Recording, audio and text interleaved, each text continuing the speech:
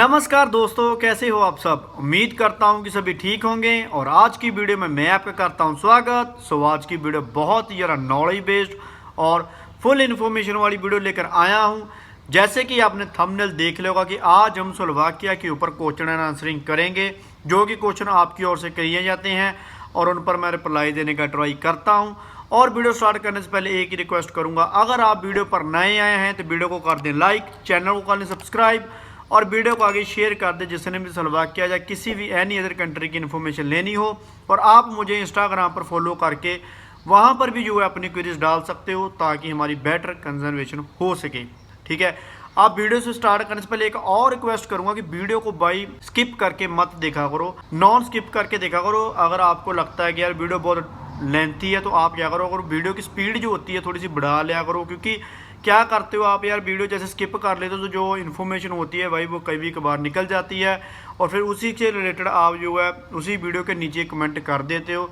तो इसलिए मैंने ये जो वीडियो बनाई है इसमें मैंने वो ही कमेंट पिक किए हुए हैं जो कि पहली वीडियो में नहीं है। ठीक है, आप वीडियो स्टार्ट करते हैं और पहले क्वेश्चन की ओर बढ़ते हैं। और भाई ने क्वेश्चन किया है कि भाई मेरा एजेंट बोल रहा है कि जो स्टेलेंटिस्ट एक कंपनी है, एक पहली बात तो भाई इधर की कंपनियों के नाम बहुत ज़्यादा डिफ़िकल्ट है। ठीक है, भाई बोल रहा है कि भाई पहले उसमें इंटरव्यू होती थी, कुछ लोग इंटरव्यू करवा कर जा रहे थे, लेकिन अब जो है कईयों लोगों की इंटरव्यू नहीं होती।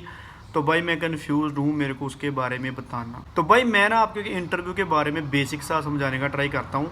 जो इंटरव्यू कंपनी लेती है ना भाई, वो होती है इंग्लिश लैंग्वेज में। आप सभी को पता होगा जिन जिन लोगों की इंटरव्यू हुई है। ठीक है, इंटरव्यू लेने का मतलब ये होता है उनका कि आपको वेरीफाई करना होता है कि क्या जो बायोडाटा हमारे पास आया है थर्ड पार्टी की ओर से, क्या वो बायोडाटा एक्यूरेट है कि नहीं, करेक्ट है कि नहीं, सच में यही आदमी है जिसको हमने बुलाना है इधर। वो भी कंपनी इसलिए लेती है क्योंकि कभी कभार बहुत रेयर चांस वैसे तो होते हैं, जैसे फॉर एग्जांपल एयरलाइन आपको पूछगिछ कर ले, जहाँ इमिग्रेशन में कोई ऐसा मतलब कि किसी भी तरह का कोई आपको नुकसान ना हो या कंपनी को नुकसान ना हो, तो इसके लिए कंपनी जो है आपकी जो है एक रिकॉर्डिंग के बेस के ऊपर एक इंटरव्यू ले लेता है वीडियो कॉल के ज़रिए।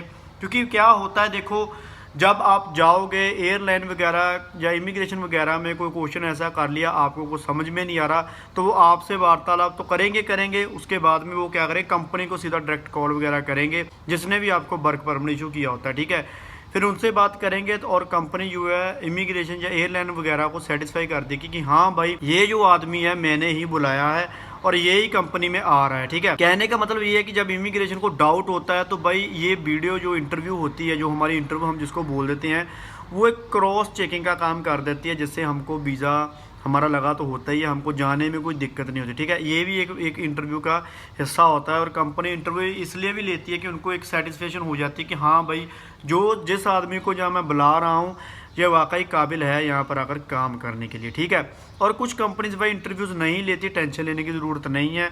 अगर कोई कंपनी इंटरव्यू ले रही है तो वेल एंड गुड है, अगर वो नहीं भी ले रही, वही कंपनी अगर इंटरव्यू नहीं ले रही तो यार टेंशन लेने की ज़रूरत नहीं है।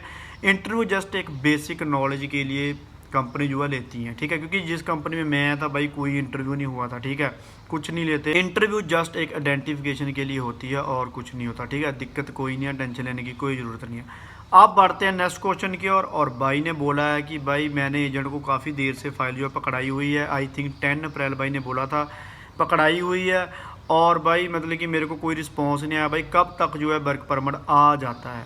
तो भाई बहुत बार मैंने वैसे तो ये वीडियो में बोला हुआ है, क्योंकि क्या होता था पहले भाई एजेंट हमारा बायोडाटा कंपनी को भेजता था और कंपनी 10 से 20 दिन के बीच में हमारा जो वर्क परमिट होता था, जहाँ हम उसको कॉन्ट्रैक्ट बोल लें, जहाँ उसको अप्रूवल लेटर भी बोल ले, वो 10 से 20 दिन के बीच में कंपनी जो थी थर्ड पार्टी को प्रोवाइड करवा देती थी। लेकिन अब क्या है, अब सबसे बड़ा दिक्कत ये है अपॉइंटमेंट का। जो अपॉइंटमेंट है भाई, मैंने आज रिसेंट एक वीडियो डाला था जिसमें मैंने बताया था कि 50 लोगों की अब जो कंपनी वाला है जिसने आपको बुलाना है भाई, वो आदमी सिर्फ 50 लोगों का ही मेल एक बार में डाल सकता है। ठीक है, तो उसकी वजह से थोड़ा सा जो है डिले चल रहा है वर्क परमिट को लेकर, क्योंकि बहुत सी कंपनियों का काम जो है कम हो गया, क्योंकि वहाँ पर यार इमिग्रेंट्स इतने ज़्यादा भी हो चुके हैं और इतने लोग जा भी रहे हैं कि कंपनी के पास जो है एक तो रेजिडेंसी नहीं है, दूसरे नंबर पर जो काम है भाई वो भी नहीं है। बहुत से लोग ऐसे हैं जिन लोगों को टू मंथ्स हो चुके हैं भाई, टू मंथ्स हो चुके हैं, इधर आकर फ्री बैठे हुए हैं।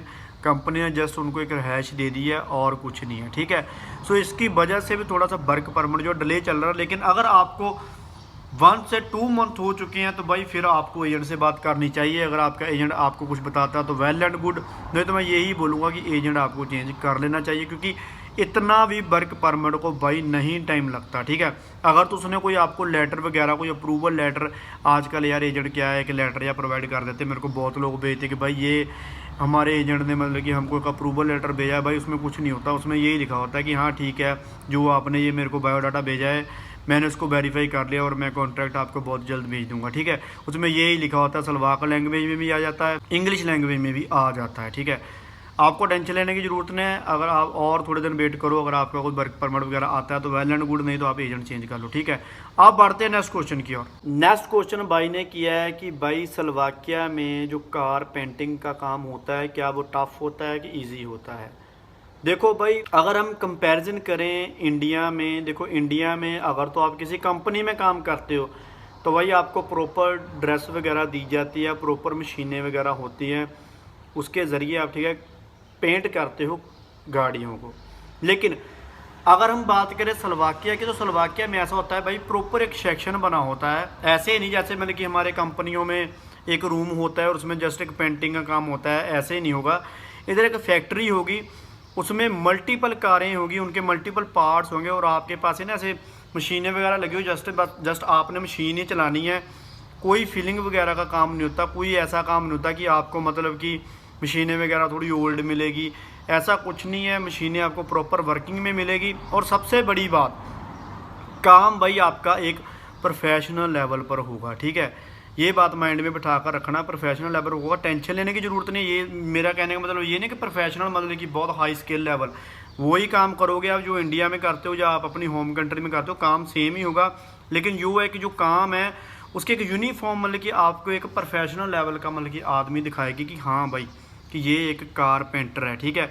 और सबसे बड़ी बात, काम जो है भाई बहुत बढ़िया लेवल का होता है। आप कोई भी काम उठा लो, चाहे आप पैकेजिंग का उठा लो, चाहे आप लोड अनलोड का उठा लो, किसी भी फील्ड में आप जाओगे तो भाई जो इधर आप काम करोगे तो आपको मतलब कि एक सेटिस्फेक्शन लेवल वाला ही काम मिलेगा। ऐसा कुछ नहीं होगा कि आपको लगेगा कि यार मैं तो फंस गया, ऐसा कुछ नहीं होगा।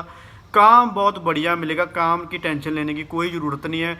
बस आप दुआ करा करो कि आपको जल्दी से वीज़ा मिले और आपको अपॉइंटमेंट जल्दी से मिले, ठीक है। अब बढ़ते हैं नेक्स्ट क्वेश्चन की ओर। भाई ने एक ने क्वेश्चन किया है कि भाई एजेंट मेरे ने बायोमेट्रिक की जो डेट्स होती हैं अपने आप ही क्लियर करवा दिया, मैं कहीं नहीं गया हूँ, एम्बेसी फ़ीस भी जो अपने ओर से उतार दी है और मेरे को बोला है कि बस थोड़े दिन में आपका वीज़ा आ जाएगा। क्या ऐसा पॉसिबल है? भाई आप कौन सी दुनिया में जी रहे हो भाई, कौन सी दुनिया में हो आप? ये तो सीधा सीधा स्कैम है भाई। मैंने तो कमेंट पढ़ते टाइम ही मैंने रिप्लाई देना था, लेकिन मैंने इसलिए नहीं दिया रिप्लाई, मेरे को लगा कि यार ये वीडियो में कवर करना चाहिए। भाई ये डायरेक्ट स्कैम है। आप वेल एजुकेटेड आदमी हो भाई, इतना अच्छा आपने कमेंट किया है, उससे पता चलता है कि आप एक वेल एजुकेटेड पर्सन हो। अगर भाई ये सच में सीन है आपके पास तो भाई ये सीधा सीधा फ्रॉड है आपके साथ। भाई आपकी बायोमेट्रिक होगी, आपको ही जाना पड़ेगा भाई, ऐसा कोई सीन ही नहीं आज तक कोई एम्बेसी में नहीं बना कि आप ना जाओ और आपकी बायोमेट्रिक कोई और आदमी क्लियर करवा देगा और आपको वीज़ा भी मिल जाएगा। भाई इमिग्रेशन पर चेकआउट हो गए ना तो डायरेक्ट रिजेक्शन लगेगी आपके ऊपर 10 ईयर की। मैं आपको डरा धमका नहीं रहा हूँ, आपको 10 साल का रिजेक्शन लगेगा, 5 साल का लगेगा शेंजन का और 10 साल का लगेगा स्लोवाकिया का, आपको रिजेक्शन लग जाएगा। अगर कहीं भी एयरलाइन पर पकड़ेंगे ना तो ऐसे फिंगर लगा दिए, कुछ निकला नहीं, तो आप बहुत बड़ी समस्या में निकल पड़ जाओगे। क्योंकि जो ये होती है ना, ये देखो उंगलों को ये निशान वगैरह बने होते हैं भाई, ये स्कैन होते हैं उस वहाँ पर जाकर, ठीक है। वो ऐसे हाथ रखाकर पूरे स्कैन कराते हैं और वही स्कैन हमारे होते हैं। जब कभी कभार क्या होता है, देखो फॉर एग्जांपल कोई स्टिकर आपका वीज़े का है भाई, वो काम नहीं कर रहा, उन्होंने मशीनों में भी घुसा कर देख लिया, ठीक है, कुछ काम में नहीं आ रहा, उनको पता ही नहीं चल रहा कि ये ओरिजिनल है कि फेक है। तो फिर भाई लास्ट ऑप्शन होती है हमारे फिंगर्स, ये जो लाइनें वगैरह बनी होती है हाथों में, ये जो देख रहे हो ना मेरे हाथों में लेकर देखो ये लाइनें वगैरह, ये मैं उनकी मशीन के ऊपर रखूँगा तो वो जट से बता देगी कि हाँ भाई इसने जो भी एम्बेसी होगी वाट एवर, बेंगलोर, मुंबई, दिल्ली, कोई भी वाट एवर, भी वहाँ पर जाकर इसने बायोमेट्रिक दी थी और ये वो डेट भी मेरी मेंशन होगी, पूरे का पूरा मेरा बायोडाटा जो होगा ना वो उनकी स्क्रीन पर शो हो जाएगा। ठीक है, बायोमेट्रिक का मतलब ये होता है कि अगर आपका वीज़ा स्टिकर काम नहीं कर रहा, उनको लग रहा है कि आपने कोई स्कैम या कोई फ्रॉड या कोई मिसलीडिंग जैसा कोई काम हो गया है, तो लास्ट ऑप्शन हमारे बचते हैं हमारे फिंगर्स। यार आप पढ़े लिखे हो भाई, ये क्वेश्चन का कोई मतलब ही नहीं बनता, ये डायरेक्ट स्कैम है, मैं तो यही बोलूँगा। ठीक है, आपको टेंशन लेने की ज़रूरत नहीं। आप अपने एजेंट से बात करें कि भाई ये क्या सीन चल रहा है।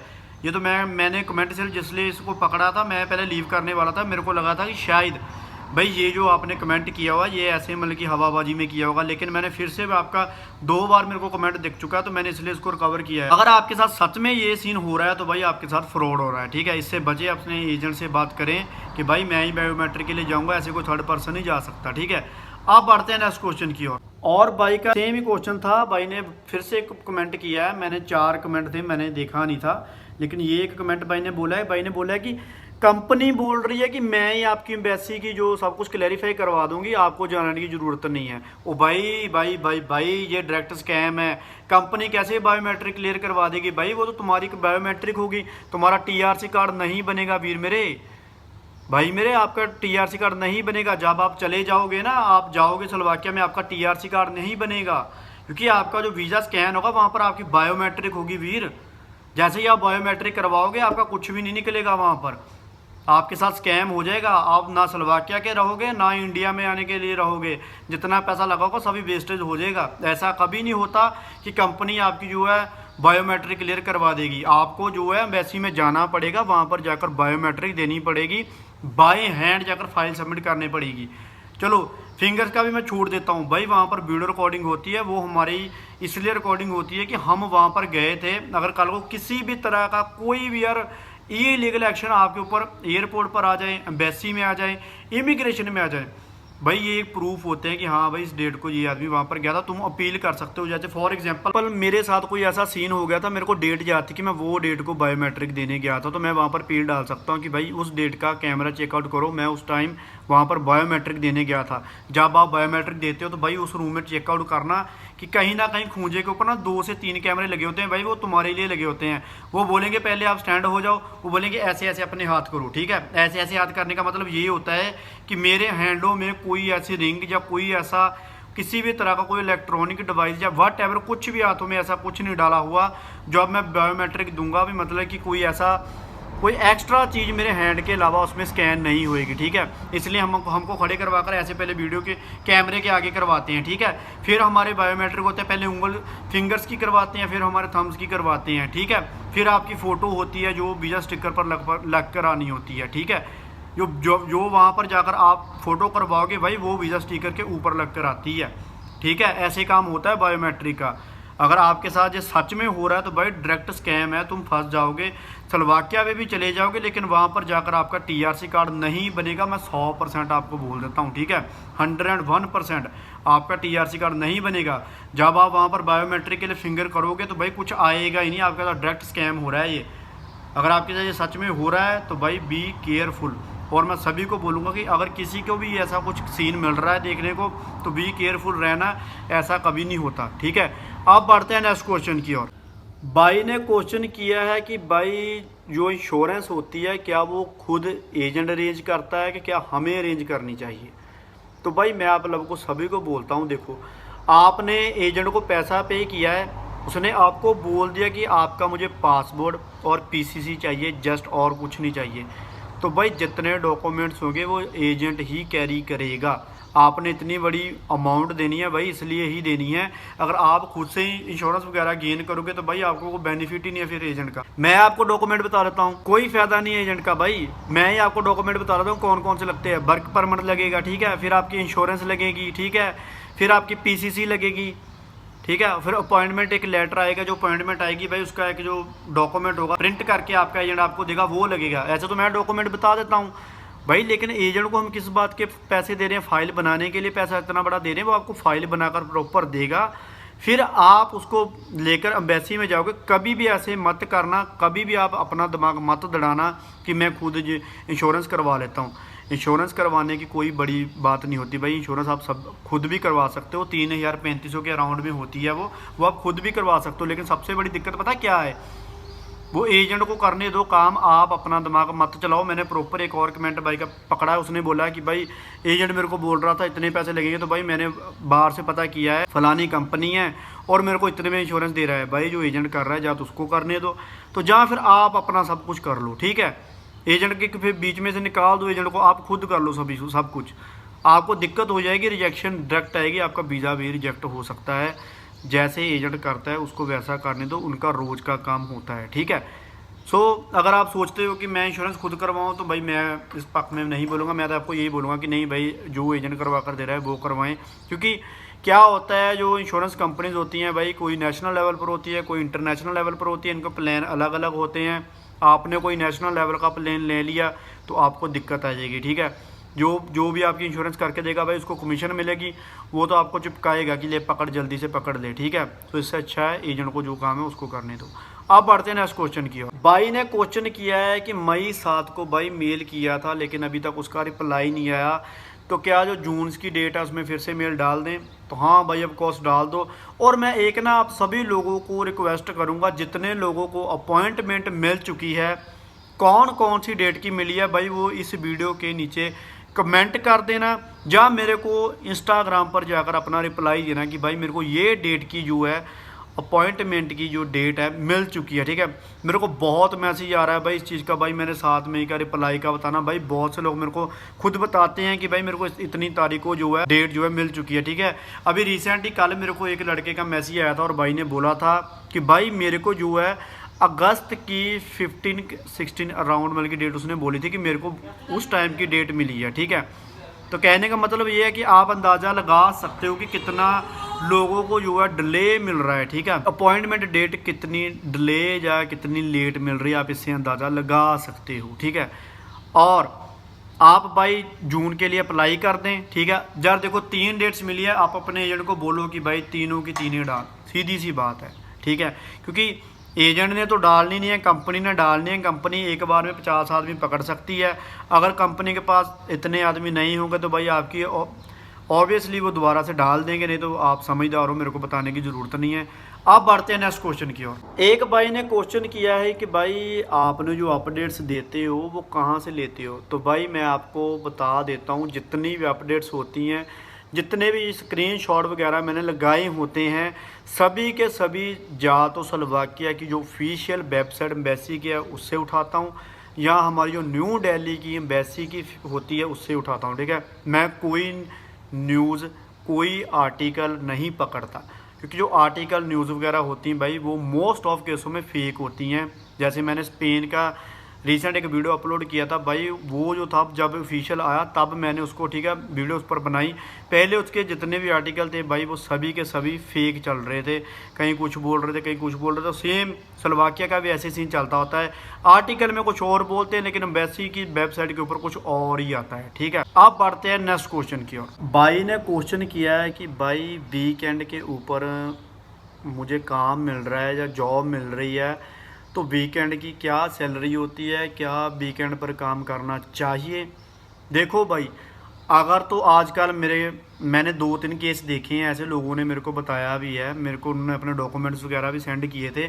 वो बोल रहा है कि एजेंट बोलता है कि 5 डेज़ के लिए वर्क नहीं है कंपनी के पास, लेकिन कंपनी जो 2 डेज़ के लिए आपको वीकेंड डे पर काम देगी, तो क्या उसके डॉक्यूमेंट्स वगैरह जो भी होंगे भाई वो 5 डेज़ की तरह काम करेंगे कि नहीं करेंगे? तो मैं आपको सीधी सी बात बात बताता हूँ। देखो, जो वीकेंड का काम होता है भाई वो होता है एक्स्ट्रा, ठीक है।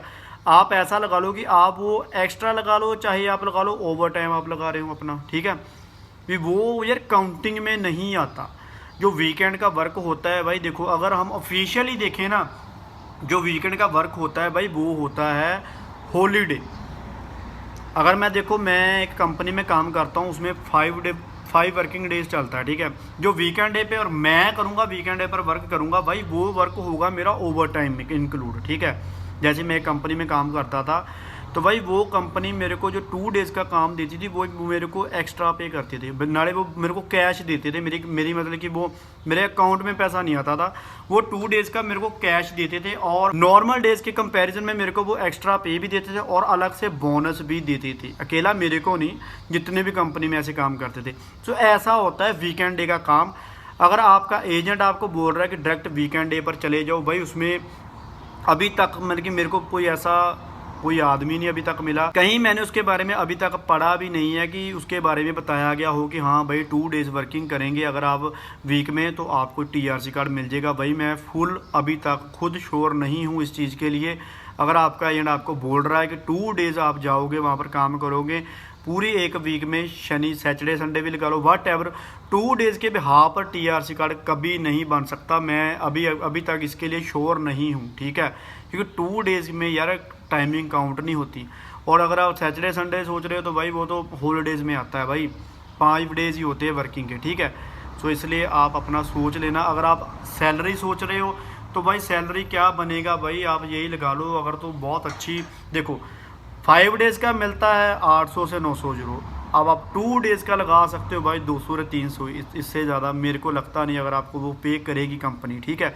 किसी भी फील्ड में चले जाओगे भाई, कोई भी कंपनी एक वीक में 2 डेज़ वर्किंग कराने के 800-900 यूरो कभी नहीं देगा। ये बात अपने माइंड में बिठा लेना, ठीक है, कभी भी ऐसा नहीं होगा। आप बढ़ते हैं नेक्स्ट क्वेश्चन की ओर। भाई ये लास्ट क्वेश्चन है, एक भाई ने क्वेश्चन किया है कि भाई मेरे को एजेंट ने बोला है कि आपको 150 यूरो जो है मिलेगा, लेकिन अब मेरे को ये नहीं पता वो डे का बोला है कि मंथ का बोला है। भाई पहली बात तो मैं आपको बात बता देता हूँ, आपको कन्फ्यूज़न हो गया होगा।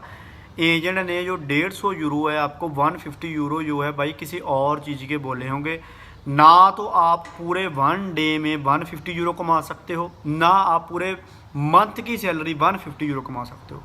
अगर हम पर डे की बात करें भाई तो आप सीधा सीधा लगा लो कि आप जो है मंथ का 3000 यूरो के पास चले जाओगे, जो कि स्किल वेज वालों को भी स्लोवाकिया में नहीं मिलता, ठीक है। अगर हम ट्रकिंग ड्राइवर की और भी चले जाएं वो भी 1500 के पास रह जाएंगे, इससे ज़्यादा उनको भी मतलब कि वहाँ पर जाकर जो है नहीं मिलेगा पे स्केल अच्छा, ठीक है। 8 घंटे भी अगर ट्रकिंग में बात करें, ट्रकिंग में चलाते हैं, ट्रकिंग 8 घंटे भी चलाओगे तो भाई 1000 से 1500 के बीच में ही उनका भी बनेगा। अगर मेरे जैसा कोई पैकिंग का काम कर रहा है, कोई लोड अनलोड का काम कर रहा है तो भाई वो भी 1000-1100 के आसपास ही भागेगा, इससे ज़्यादा उसका भी नहीं बनेगा। क्योंकि जो स्लोवाकिया कंट्री है भाई, ये जो कंट्री है इसमें जस्ट और जस्ट प्रोडक्शन का काम ज़्यादा होता है, लेकिन इसकी अगर हम GDP की बात करें तो भाई बाकी कंट्रियों के मुकाबले में इतनी वेल एंड गुड नहीं है। लेकिन हाँ स्लोवेनिया, क्रोएशिया वगैरह, हंगरी वगैरह कंट्री से तो थोड़ा सा बेटर चल रहा है इसका। लेकिन अगर बात करें इटली, स्पेन, पोर्चुगाल लगा लें, अगर और भी कोई कंट्री पकड़ लें तो भाई उसके मुकाबले में ये कंट्री नहीं भागती GDP के मामले में, ठीक है। हाँ इन फ्यूचर हो सकता है कि भाई ये जो कंट्री है बहुत बड़े लेवल पर कुछ कर भी जाएँ, क्योंकि यहाँ पर इमिग्रेंट्स बहुत आ रहे हैं। जिस भी कंट्री में इमिग्रेंट सबसे ज़्यादा आते हैं भाई उसका जो GDP ग्रोथ होता है ना बहुत अप लेवल पर जाता है, ठीक है। आपको भाई गलतफहमी हुई है, आप अपने एजेंट से प्रॉपर से क्लियर कर लें, ठीक है। अब ये जितने क्वेश्चन थे मैंने क्लैरिफाई कर दिया। अगर इससे अलावा कोई भी आपका क्वेश्चन रह गया तो भाई आप मेरे को कमेंट कर देना। कमेंट में मैं एक बात और बताता हूँ, जब भी आपने कमेंट करना होता है भाई उसको प्रॉपर पहले तो खुद पढ़ा करो कि मैंने सही टाइप किया है कि नहीं किया है। बहुत से क्वेश्चन ऐसे होते हैं भाई जो मेरे को समझ में नहीं आते, आपने किसके बिहाव के लिए पूछा है, कौन से बिहाव पर पूछ रहे हो। अब ये 150 वाला लगा लो, मेरे को खुद को समझ में नहीं आया भाई ये क्या क्वेश्चन बना दिया आपने, क्या वो लिखा है, ठीक है। क्योंकि पता क्या होता है, क्वेश्चन को लिखने से पहले अच्छे से दिमाग में लेकर आओ, राइट करो, राइट करने के बाद आप उसको अच्छे से पढ़ो फिर पोस्ट करो, ठीक है। क्योंकि मैं जब भी क्वेश्चन एंड आंसरिंग की वीडियो लेकर आता हूँ मेरे को होता है कि जितनी छोटी हो सके वीडियो बनाकर लेकर आऊँ, क्योंकि ये जितने भी क्वेश्चन होते हैं भाई सभी के काम के आने के लिए होते हैं, ठीक है। जब आप इधर आ जाओगे ना तब जाकर आपको पता चलेगा कि हाँ जो क्वेश्चन एंड आंसरिंग की वीडियो थी कितनी हमारी इधर आकर काम आई है, ठीक है। उम्मीद करता हूँ कि ये वीडियो आपको बढ़िया लगी होगी। अगर बढ़िया लगी है तो भाई वीडियो को लाइक ज़रूर देना, चैनल को सब्सक्राइब कर लेना। और लास्ट में एक बात और बताता हूँ भाई, जिन लोगों को लगता है ना कि वीडियो लेंथी होती है, किसी काम की नॉलेज होती है, भाई आप वीडियो मत देखो, आप मेरा चैनल अनसब्सक्राइब भी कर सकते हैं। मेरे को कोई ऐसा लालच नहीं है, ठीक है। जो जितनी भी मैं नॉलेज आपके लिए लेकर आता हूँ भाई मेरे को पता है कैसे ढूंढ कर लाता हूँ, कितना ग्राउंड बेस पर आकर आपको समझाने का ट्राई करता हूँ, ये जस्ट मेरे को ही पता है, ठीक है। अगर मैं किसी के साथ कंपेयर नहीं करता, अगर मैं डायरेक्ट बोलने लग गया आप लोग जितने भी देखते हो भाई हट जाओगे देखने, ठीक है। वीडियो देखना छोड़ दोगे आप।